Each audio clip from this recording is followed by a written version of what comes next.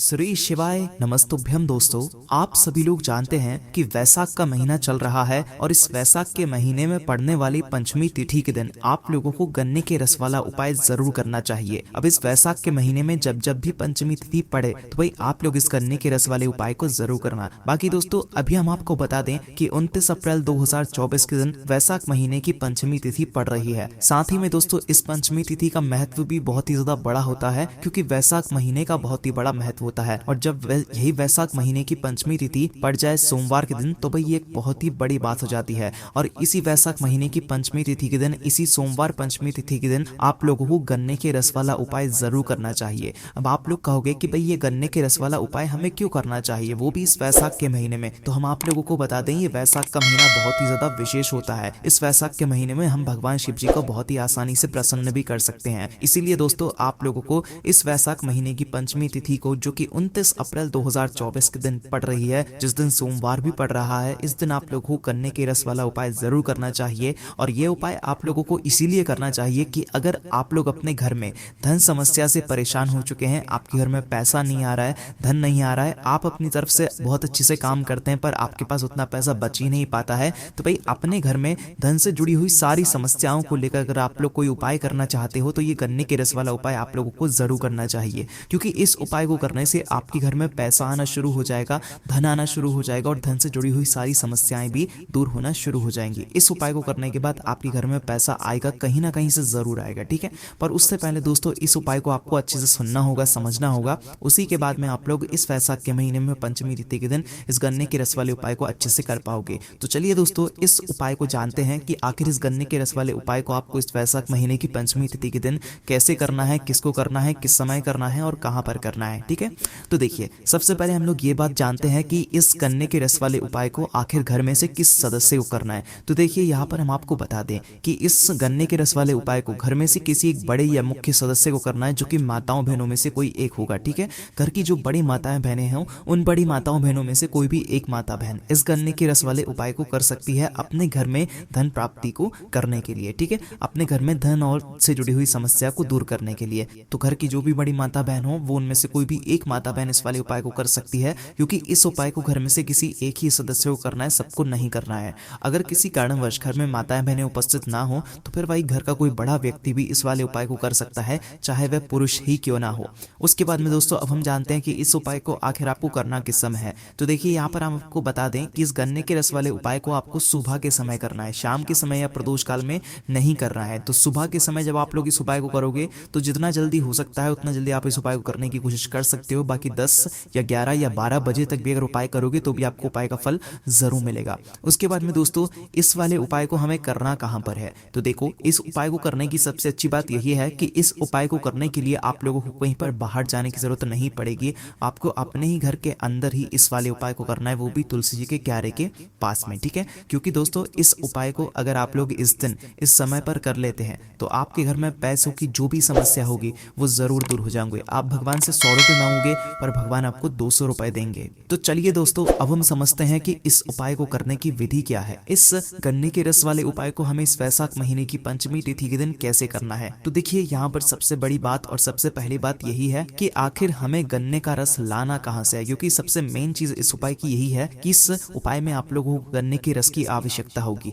तो देखिए, हम आपको बता दें कि ये जो मौसम चल रहा है, इस मौसम में आप लोगों को गन्ने का रस बहुत आसानी से मिल जाएगा। आप गन्ने का जूस पीने तो ठेले पर जाते ही होंगे या किसी दुकान पर जाते ही होंगे। तो मात्र आपको क्या करना है कि अगर आप लोग इस गन्ने के रस वाले उपाय को कर रहे हो, तो आपको किसी भी गन्ने के रस की दुकान से जो है जाकर गन्ने का रस लेकर आना है। बस यहाँ पर फर्क यह होगा कि जब आप गन्ने का रस पीने जाते हो, तो आप उसमें नींबू मिलवाते हो, आप उसमें बहुत सारी चीजें मिलवा लेते हो और बर्फ भी डलवा लेते हो। पर जब आप लोग इस उपाय के लिए गन्ने का रस लेने गए हुए होगे, तो उस समय आपको इस बात का ध्यान रखना है और उस दुकानदार से बोल देना है कि भाई हमें मात्र सादा जो गन्ने का रस होगा वो निकाल के दो, इसके अंदर कुछ भी नींबू वगैरह कुछ भी मत डालना। सादा गन्ना जो है मशीन के अंदर डालकर जो भी उसका रस निकले वो हमें निकाल कर दे दो, चाहे वो थोड़ा ज्यादा पैसा ले ले, उसको दे देना है, ठीक है। तो आप लोगों को क्या चाहिए कि भाई आपको बिल्कुल शुद्ध वाला गन्ने का रस जो है वो निकलवा कर लाना है। और अगर आप लोग गन्ने से खुद गन्ने का रस निकाल सकते हैं तो और अच्छी बात है, बाकी कोई दिक्कत वाली बात नहीं है। आप दुकान से जाकर भी लेकर आ सकते हो। बस उससे बोल देना कि भाई हमारे लिए जो गन्ने का रस है ये थोड़ा अलग से निकाल दो,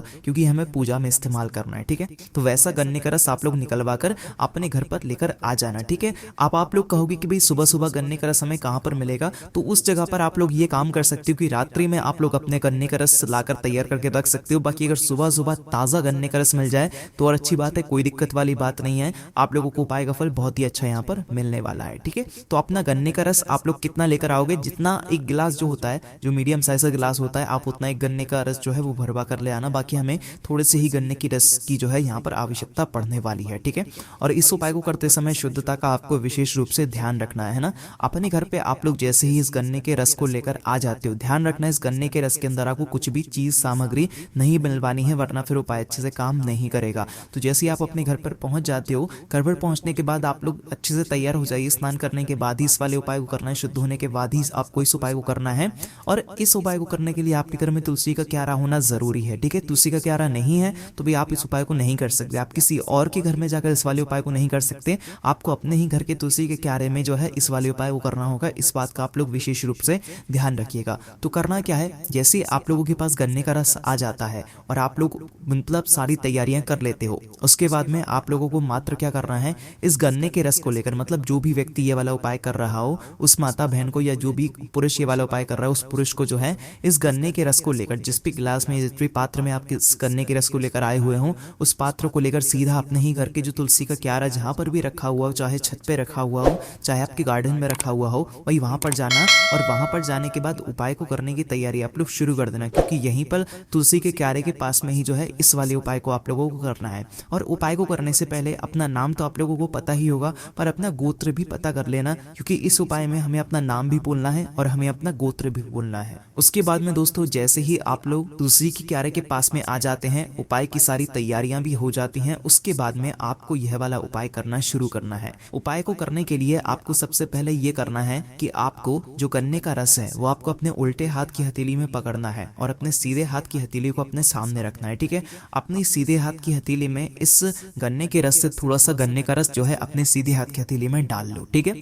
डालने के बाद क्या करना है, जैसे कि आपने मतलब आपके सीधे हाथ की हथेली में गन्ने का रस रखा हुआ होगा, इसी गन्ने के रस में से थोड़ा सा गन्ने का रस आप लोग अपने सीधे हाथ की हथेली में डाल लो और आंखें बंद करके अपना नाम बोलो और अपना गोत्र बोलो। हमने आपसे बोला था कि गोत्र आप लोग पता कर लेना, ठीक है। तो अपना नाम और अपना गोत्र बोलकर इस गन्ने के रस को आपको तुलसी जी के क्यारे में समर्पित करना है। अब यहाँ पर बहुत सारे लोग गलती ये करते हैं कि वो इस गन्ने के रस को तुलसी के पौधे के ऊपर छिड़क देते हैं, तुलसी की लकड़ी के ऊपर डाल देते हैं, पर ऐसा आपको नहीं करना है।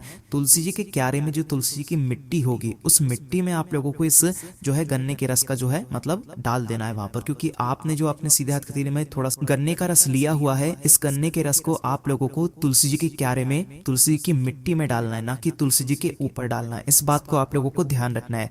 तो क्या करना है, इसी तरीके से आप लोगों को 7 बार गन्ने का रस थोड़ा थोड़ा अपने सीधे हाथ की हथेली में लेकर अपना नाम और अपना गोत्र बोलकर तुलसी के क्यारे की मिट्टी में डालते जाना है, ठीक है। कितनी बार डालना है, 7 बार डालना है, और जल्दबाजी में नहीं डालना है, धीरे धीरे करके डालना है और आराम से डालना है, ठीक है। तो इस तरीके से दोस्तों आप लोगों को ये वाला उपाय करना है। जो भी व्यक्ति इस वाले उपाय को करेगा वही व्यक्ति इस उपाय को करने की पूरी तैयारी भी करेगा, इसीलिए इस बात का आप लोग ध्यान रखना। और अपना नाम तो आप लोगों को जानते ही होंगे आप लोग, पर अपना गोत्र भी आप लोग पहले से पता कर लेना, क्योंकि इस उपाय में जब आप अपना गोत्र बोलोगे तभी आपका यह वाला उपाय काम करेगा। तो पहली बार आपने जो है अपने सीधे हथेली में गन्ने का रस लिया और अपना नाम और अपना गोत्र बोलकर तुलसी के क्यारे की मिट्टी में समर्पित कर दिया, फिर दूसरी बार लिया, फिर समर्पित कर दिया, फिर तीसरी बार लिया, फिर समर्पित कर दिया, फिर चौथी बार लिया, फिर समर्पित कर दिया, फिर 5वीं बार, फिर 6वीं बार, फिर 7वीं बार लिया, फिर आपने समर्पित कर दिया। जैसे आप लोग 7वीं बार में जो है अपना गन्ने का रस अपने सीधे हाथ के हथेली में लेकर मतलब तुलसी के क्यारे में समर्पित कर देते हो, समर्पित करने का भगवान से हाथ जोड़कर अपनी वह मनोकामना बोलना जिस मनोकामना के लिए आप लोग यह वाला उपाय कर रहे हो।